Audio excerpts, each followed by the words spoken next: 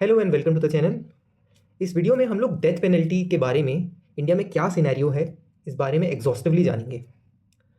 India में जब भी कोई ऑफेंस होता है, कहीं कोई ब्रूटल मर्डर होता है, ब्रूटल रेप होता है, जब भी ऐसे ऑफेंसेस इंडिया में होते हैं तो सोसाइटी का एक परसेप्शन होता है कि ऐसे लोग जो इस तरह के क्राइम में, ऑफेंसेस में पार्टिसिपेट करते हैं, ये लोग सोसाइटी में एक इम्बैलेंस क्रिएट करते हैं।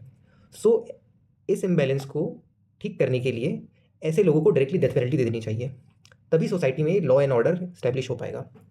तो इस रिलेशन में लॉ क्या कहता है, क्या वो सोसाइटी के परसेप्शन से अलाइन करता है, इस बात को हम जानेंगे।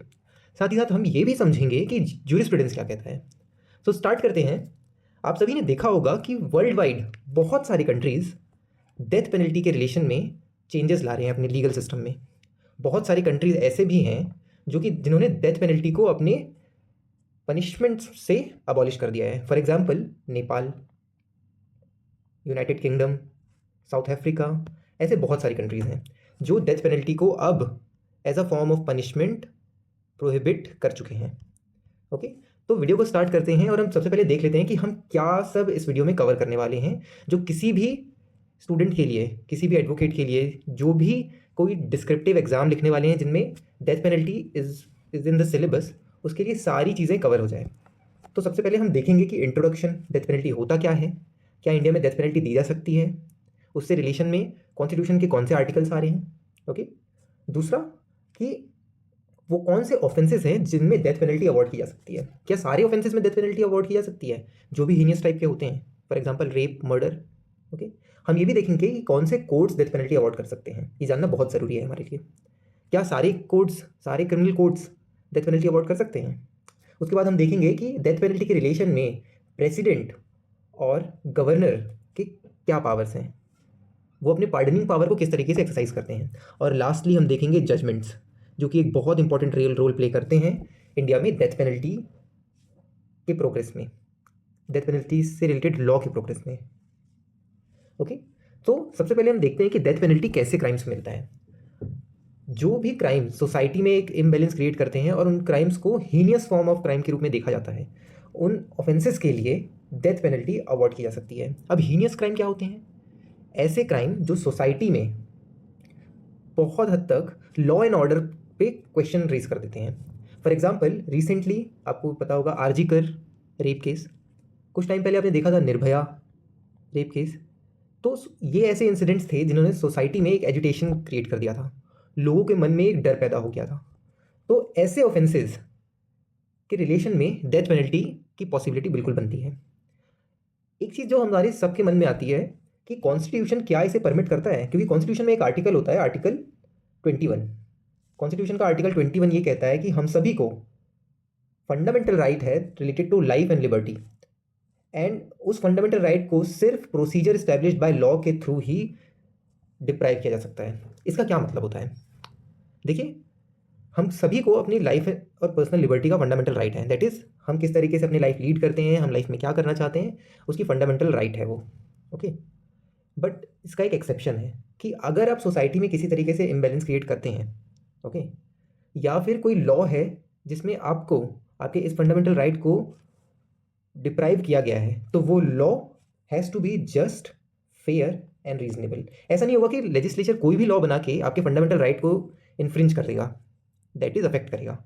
ओके, उस लॉ को ये 3 प्रिंसिपल से होके गुजरना पड़ेगा। अगर वो लॉ ये 3 प्रिंसिपल्स को पास करता है, तभी वो लॉ वर्क कर सकता है, तभी वो लॉ एग्जिस्ट कर सकता है। ये 3 प्रिंसिपल्स आए थे in the case of Maneka Gandhi versus Union of India. ये बहुत ही फेमस केस है जिसने ये 3 प्रिंसिपल्स को इस्टेब्लिश किया था in relation to right to life and personal liberty. Okay, तो इंडिया में जब हम BNSS पढ़ते हैं जिसमें punishment of death penalty provide की जा सकती है, वो एक प्रोसीजर इस्टेब्लिश्ड बाय लॉ है। लेजिस्लेचर ने उस प्रोसीजर को इस्टेब्लिश किया है जिससे लाइफ एंड लिबर्टी अफेक्ट हो रही है। ओके, अब लाइफ एंड लिबर्टी में कोई डिफ्रेंसिएशन नहीं होता है कि जो सिविलियन होगा जिसने क्राइम नहीं किया है उसकी लाइफ एंड लिबर्टी को प्रोटेक्ट किया जाएगा, अक्यूज की लाइफ एंड लिबर्टी को प्रोटेक्ट नहीं किया जाएगा। लेकिन रीजनेबल डिफ्रेंशिएशन ये होता है कि अक्यूज ने सोसाइटी में एक इम्बैलेंस क्रिएट किया है थ्रू हिज एक्शंस, इसीलिए जो प्रोसीजर इस्टेब्लिश किया है लॉ ने, वो एक रीजनेबल प्रोसीजर हुआ। ओके, वहाँ पे रीजंस हैं कि क्योंकि एक इम्बैलेंस क्रिएट हुआ है सोसाइटी में, इसीलिए इस पर्टिकुलर अक्यूज्ड के लाइफ एंड लिबर्टी को रिस्ट्रिक्ट करना ज़रूरी है। ओके, तो ये तो हो गया आर्टिकल 21 से रिलेटेड बातें। आई होप क्लियर हो आप सबको। ओके, अब आगे बढ़ते हैं और देखते हैं कि इंडिया में डेथ पेनल्टी कहाँ से कोर्ट्स अवॉर्ड करते हैं। तो देखिए, बीएनएस जो कि पहले आईपीसी हुआ करता था, ओके, आईपीसी में या बीएनएस में सेक्शन 4 है। सेक्शन 4 7 टाइप्स ऑफ पनिशमेंट बताता है, और पूरे बीएनएस में जितने भी type of punishment for any offence दिए जाते हैं वो इन्हीं 7 टाइप्स ऑफ पनिशमेंट्स में कोई एक या दो या इनका कॉम्बिनेशन होते हैं। तो इसमें death penalty is one of the type of punishment. देखिए, लाइफ इम्प्रिजनमेंट भी दिया हुआ है इसमें। ओके, इम्प्रिजनमेंट रिगरस भी हो सकती है, सिंपल इम्प्रिजनमेंट भी हो सकती है, forfeiture of property, okay, fine impose किया जा सकता है, या कम्युनिटी सर्विस जो एक नई टाइप ऑफ पनिशमेंट ऐड की गई है। अब देखिए, कम्युनिटी सर्विस क्या होती है, जल्दी से समझ लेते हैं इसे। कम्युनिटी सर्विस वैसे ऑफेंसेस के लिए मिलती है जिसमें जो बहुत ही माइनर नेचर के लिए होते हैं, जहाँ पे कोर्ट्स को लगता है कि ये जो पर्टिकुलर अक्यूज्ड है, इसे, जिसने ये ऑफेंस किया है and he has been convicted for some offence, इसे कुछ सिखाने की ज़रूरत है, इसे कुछ ना कुछ पनिशमेंट देने की ज़रूरत है। अब इसे ना तो हम ना ही हम जेल में भेज सकते हैं, ना ही हम इम्प्रिजनमेंट फॉर लाइफ दे सकते हैं, क्योंकि ये सारे जो पनिशमेंट्स होती हैं बड़े ऑफेंसेस के लिए होते हैं। उसने कोई माइनर ऑफेंस किया है तो उसके लिए अगर अक्यूज्ड को कुछ तो पनिशमेंट देनी होगी, ओके, तो अक्यूज्ड को कम्युनिटी सर्विस दी जाती है, की पनिशमेंट दी जाती है कि आप जाके किसी, सपोज करिए किसी एनजीओ में आप काम करिए, ओके, या फिर आप जाके कहीं पे अपनी सर्विसेज दीजिए, free services, okay.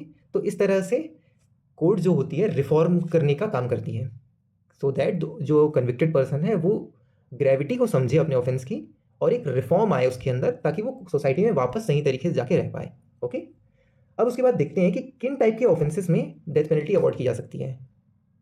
Be cautious, award की जा सकती है, ऐसा नहीं होगा कि ये जितने भी ऑफेंसेस हैं इनमें डेथ पेनल्टी अवॉर्ड की ही जाएगी। ओके, जब भी हम इन ऑफेंसेस से रिलेटेड सेक्शंस पढ़ेंगे वहाँ पे आपको death penalty as an option दिखेगी। इसका मतलब ये नहीं है कि कोर्ट डायरेक्टली जाके डेथ पेनल्टी अवॉर्ड कर देंगे। ओके, जैसे 65, 66, इसमें 103, 104, 104 एक इंपॉर्टेंट सेक्शन है, इसके बारे में भी हम पढ़ेंगे। ये पहले हुआ करता था सेक्शन 303 ऑफ आईपीसी। ओके, इसे ध्यान से समझ लीजिए कि सेक्शन 303 जिसे अनकॉन्स्टिट्यूशनल डिक्लेयर कर दिया गया था, vide judgement of Mithu Singh versus state of Punjab. Now this section has been reintroduced under BNS. Okay, BNS में सेक्शन 104 को वापस इंट्रोड्यूस कर दिया गया है, ऑल्दो वो अनकॉन्स्टिट्यूशनल डिक्लेयर हो चुका था। ओके, इसके अलावा कुछ और ऑफेंसेस हैं, attempt to murder, organise crimes, okay, waging war, attempt to wage war, abetment to mutiny. I think ये ऑलमोस्ट एग्जॉस्टिव लिस्ट है जहाँ जहाँ death penalty as a punishment award की जा सकती है। Okay, obviously depending upon the gravity of the offence. Okay, so let's move ahead. अब देखिए, फॉर एग्जाम्पल समझ लेते हैं कि कैसे ऑफेंसेस में डेथ पेनल्टी अवॉर्ड की जा सकती है। ओके, एक सेक्शन है जो सेक्शन है फॉर सर्टेन केसेस, जैसे सेक्शन 65। ये बताता है कि रेप इन सर्टेन केसेस में punishment, one of the punishment can be death penalty. Section 65 का ही एग्जांपल है ये, कि जिसमें 12 साल से छोटी अगर किसी फीमेल के साथ रेप होता है तो वहाँ पे कोर्ट डेथ पेनल्टी अवॉर्ड कर सकता है। Okay, court may award death penalty depending upon the gravity of the offence. Okay, okay, तो ये वन ऑफ द एग्जाम्पल है। ओके, अब लेट्स मूव अहेड और हम सबसे पहले समझते हैं कि power of the courts.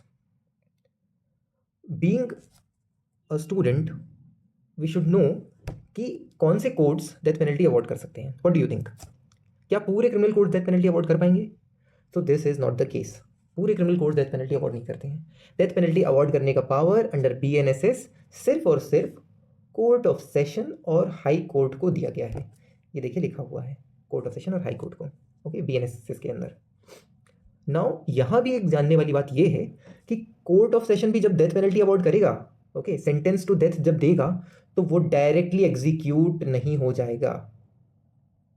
Okay, execution उसका डायरेक्ट नहीं होगा, वो उस सेंटेंस पास करने के बाद, ओके, प्रोसीडिंग को हाई कोर्ट के बाद सबमिट करेगा, कोर्ट ऑफ सेशन।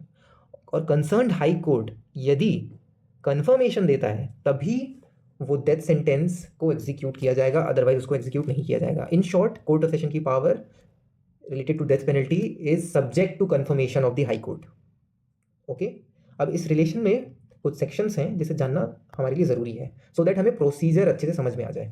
ओके, सो सबसे पहले हम जानते हैं, हमने जैसे अभी पढ़ा कि BNSS के सेक्शन 407 में, section 407 of BNSS, court of session submit करेगा अपनी प्रोसीडिंग को। जब कोर्ट ऑफ सेशन ने सेंटेंस टू डेथ प्रोनाउंस कर दिया है, उसके बाद इस प्रोसीडिंग को सबमिट किया जाएगा हाई कोर्ट के पास। प्रोसीडिंग सबमिट होंगी मतलब court of session high court के पास भेजेगा फाइल को। Okay, high court under section 409 तीन चीज़ें कर सकता है। ओके, ये बहुत ध्यान से हम समझेंगे कि हाई कोर्ट की क्या क्या पावर है related to death penalty. High court उस सिचुएशन में फर्स्ट थिंग कंफर्म कर सकता है। ओके, हाई कोर्ट कंफर्म कर सकता है कि whatever the sentence has been passed, उसको मैं कंफर्म करता है, that is a high court confirm करते हैं, और उसके बाद कोर्ट ऑफ सेशन को वापस भेजते हैं और court of session sentence to death को एग्जीक्यूट करवा देते हैं। एग्जीक्यूशन का मतलब सेंटेंस ऑफ डेथ आपने पास किया है, ओके, एग्जीक्यूट नहीं किया गया है, दैट इज पर्सन जो भी इंसान है उसे अभी फांसी पे नहीं लटकाया गया है। ओके, सेकेंड थिंग क्या हो सकता है, कोर्ट, हाई कोर्ट एनल कर सकता है। अब एनल करना मतलब क्या होता है कि कोर्ट ऑफ सेशन ने जो डेथ सेंटेंस पास किया है उसको एनल कर देंगे हाई कोर्ट। ओके, और एनल करने के बाद कोर्ट ऑफ सेशन के अकॉर्डिंग कन्विक्ट कर देंगे। मतलब कोर्ट ऑफ सेशन किसी भी चीज़ के लिए जहाँ पे कन्विक्शन पास कर सकता था, जो कोर्ट ऑफ सेशन की पावर्स थी, उसके अकॉर्डिंग हाई कोर्ट कन्विक्ट कर देगा किसी और चीज़ के लिए, किसी और पर्टिकुलर चार्जेस पे।